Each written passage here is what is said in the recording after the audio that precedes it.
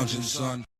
Welcome back to the Comic Lounge. My name's Ryan, and I'm here to talk about one of my favorite books that came out this week, Superman: The Last Days of Lex Luthor.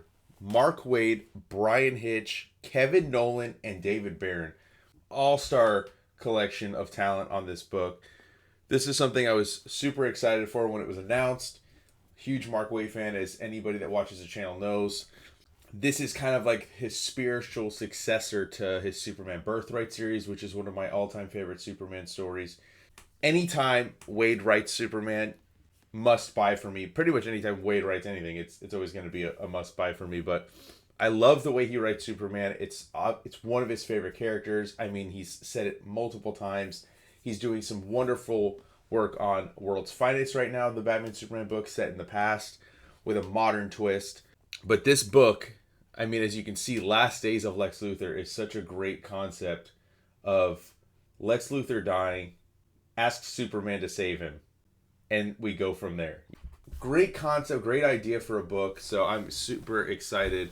And I'm super stoked to see what comes next, because this first issue was phenomenal. First of all, Bryan Hitch's pencils with Kevin Nowlan's inks it's glorious to look at. You know, we jump straight in. I love, that we pan in, looking over Metropolis. You can see the Daily Planet really small. You come in and you just see Clark Kent sitting there contemplating something, right? Like you can see it in his eyes. Then you flash back to when he's younger and yelling at Lex, he's sorry. He did, so something happened, right? Where he's sorry. He's like, let him in. And you see this fire happening. And then we go and you see The Last Days of Lex Luthor by Clark Kent. So I like the cold open to where, you don't need to really tell much. You just, the contrast of him sitting there contemplating stuff and thinking about the past, and like you can only imagine like what's going on in his mind, like as he's about to write this like article of The Last Days of Lex Luthor. And we immediately go to a catastrophe that's happening in the ocean. And obviously when you see that purple and green color scheme, you know who it is. It's obviously Lex. Bryan Hitch is wonderful at doing these like widescreen shots, like very cinematic look. Just seeing the scope of how big that robot is next to the city, and like it's one step behind like some kaiju, which kind of made me want to see like a Godzilla Kong book by Bryan Hitch. I feel like that would be pretty dope to see. As I was saying, we get this like robot thing attacking. They think it's like at first they thought it was like the weather, but they realize it's not, and that, everything's crumbling around them. There's no escape, and all you see is the speed lines of Superman flying in, which I love that to an effect where you don't really see him. It's kind of like when you see like Batman in the shadows and you just see something like taken out real quick. I like when they use that. It works really well, obviously, in, TV and film, but I think you can use it to great effect in comic books just as well, and it's used great here. See the water coming that freezes, so you see the effects of Superman coming in X-ray vision, right? And then this sunlight peering through him to making him almost like godlike and filling the people of this town with hope. And this double page spread is amazing. I love the way like this is the main focal point, because this book is just as much about Lex as it is about Superman. The focus, and it continues throughout the whole book, it's never solely on one or the other. I think it's like they get equal billing. Even Lex Luthor's name being like more prominent on the title page, I think is on the cover page is pretty telling. Obviously Lex has blocked it, but with the lead, so Superman can't see through. But he knows, he knows what's in there.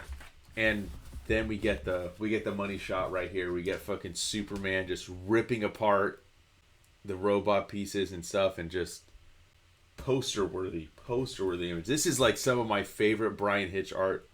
And I'm only a few pages in, and I already was just like, man, this is peak. Like, pairing Hitch with Nolan is a stroke of genius. I don't know that I've ever seen it. I could be wrong.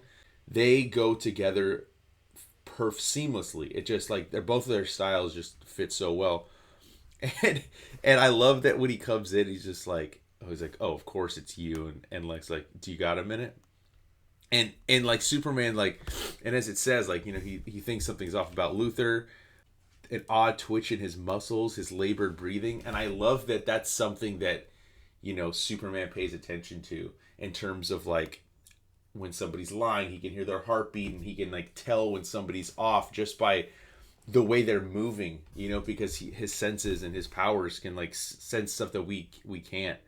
Leaves to make sure that everybody's all right because, that's his main concern. He doesn't really care about Lex.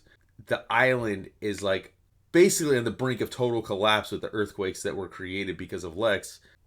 This is such a great line too. Saving them all was impossible, but I don't believe in impossible. And again, like Waid just writes the best version of Superman that I can think of in recent memory. Like there's a lot of great writers that have written him. I love them all, but there's just something about Waid's Superman that to me is my absolute favorite. Whether it's Superman Birthright, Kingdom Come, or The World's Finest going on right now. He just gets the character to the core, and I think writes an interesting Superman where he's multifaceted, like he's not the cookie cutter one. He's not super violent. Like he's very introspective, and I like that about his version. So I do like this though, he doesn't believe, however, in math, and like even the way he's going to go about fixing this problem is genius. Very scientific, talking about like calculating the wavelength of the seismic tremors and drilling to make echo chambers basically to cancel out the tremors from the earthquake. It's just pretty crazy.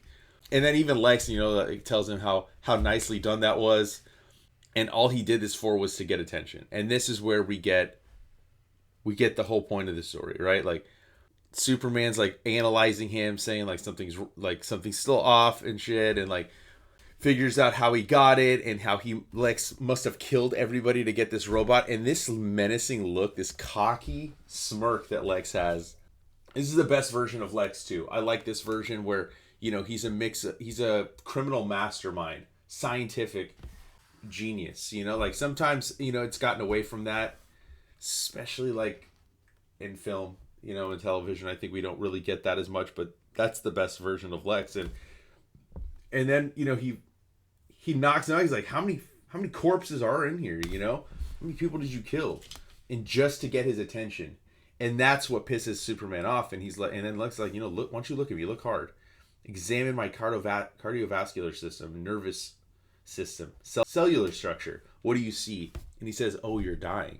And, we find out that it was, again, experimenting with kryptonite, as Lex is always known to do.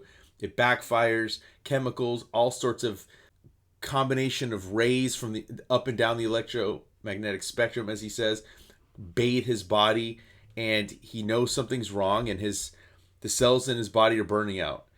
But even then, he's like, don't worry, there's no residual K particulates whatsoever. No danger to you, only to me. So this is where he comes to Superman. He's like, look, I need your help. I'm the greatest mind in human history, and I can't come up with anything. I only have a few days to live. Superman even says, I'm sorry to hear. And like that right there, that's the signature Superman compassion. The whole world's going to be dancing in the street, but not you. And that's exactly what he was counting on. Superman won't let him die. And then we get, a montage of like their past encounters, and Superman always vowing to, hold all life sacred, even somebody as evil as Lex. Now this is going to be the whole adventure where they're going to find a way to save him. But even as Superman agrees to give him a cure, he says, or look for a cure for him, he tells him, I'll help you, but you better surrender at the end of it all and answer for your crimes. He's like, so you're only going to help me find a cure if I turn myself in? No, you're not. And he's like, you're not going to give me an ultimatum. You wouldn't do something like that. And he's like, okay, but just keep it between us. But Lex broadcasts it to the world. So Superman has to save him. And now the entire world knows that he's saving one of the worst villains Earth has ever seen. And it's everywhere. Everybody's talking about it. Front page news, you get the Daily Planet with Lois and Perry over here.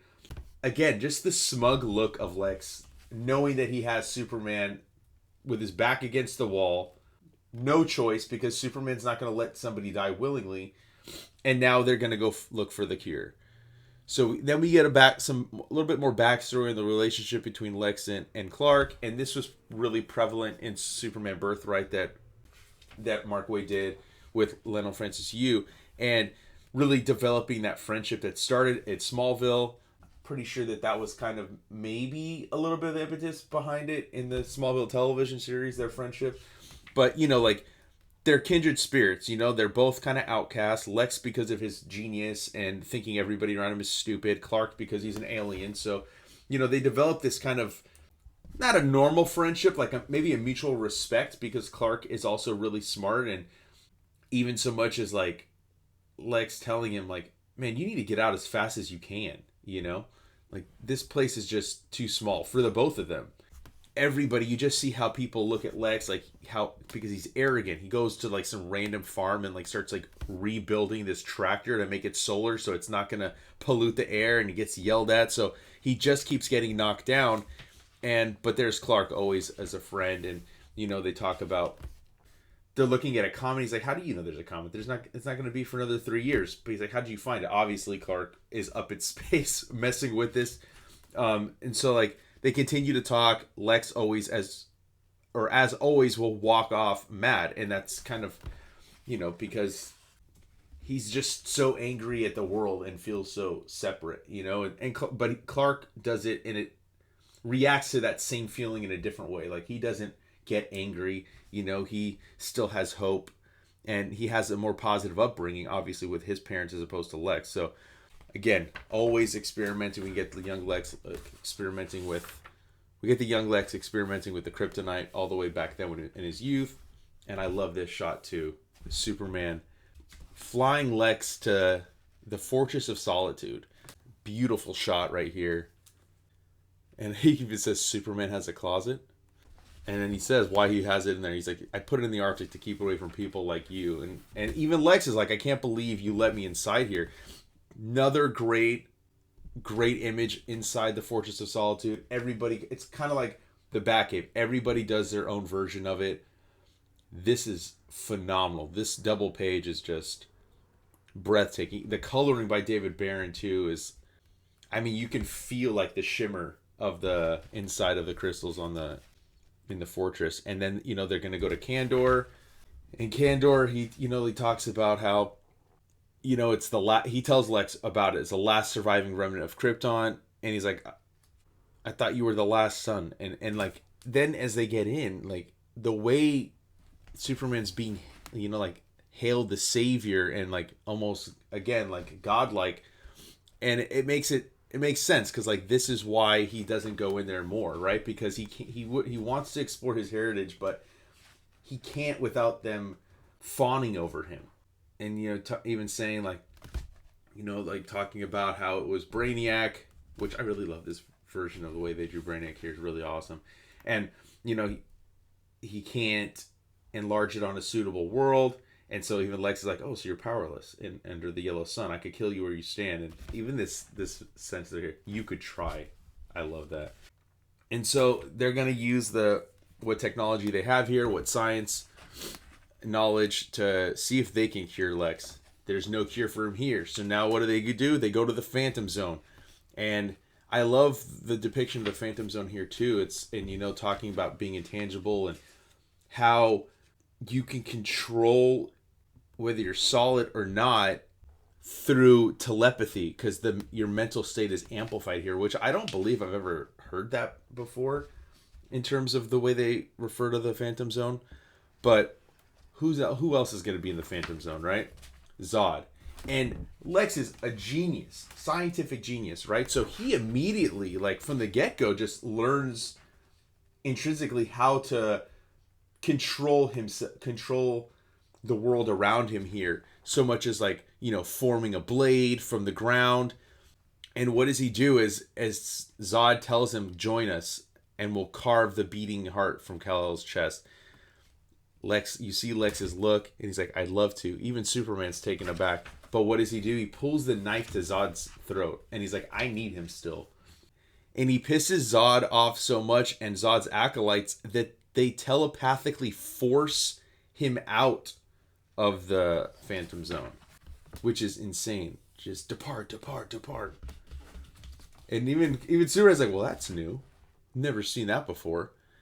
And now, like, again, another thought of, well, wouldn't the world be better without Lex? Which is probably what most people were thinking on Earth. Like, you're not killing him, but you don't have to save him either. So, like, that whole thing is hovering over this entire book of, we get that Superman wants to save every life, but if he just stood back and did nothing, would it really be so bad? Would it? And that's what this scientist in Kandor says, like, wouldn't it be safer if he would expire? And Superman says probably, but he can't. And then we flash back to this, and whatever this story is in the past of that young Clark did, that saying, when he's yelling at Lex to let him in, and like that this is his fault. Very excited to see where this goes. Amazing first issue. Just phenomenal. I'm upset I gotta wait all the way until September to get into the next issue, but I will definitely be talking about this again. This is such a great book. Perfect for the Black Label oversized format, which is what this issue is. If you haven't picked it up, make sure you pick it up. Check out the rest of the Mark Waid stuff I got on the channel. Definitely, I've had some interviews with him. We talk about, all his DC work. Talk about some of his past work on some other videos as well. Hit the subscribe button so you're notified every time a new vid drops. And on that note, I'm out.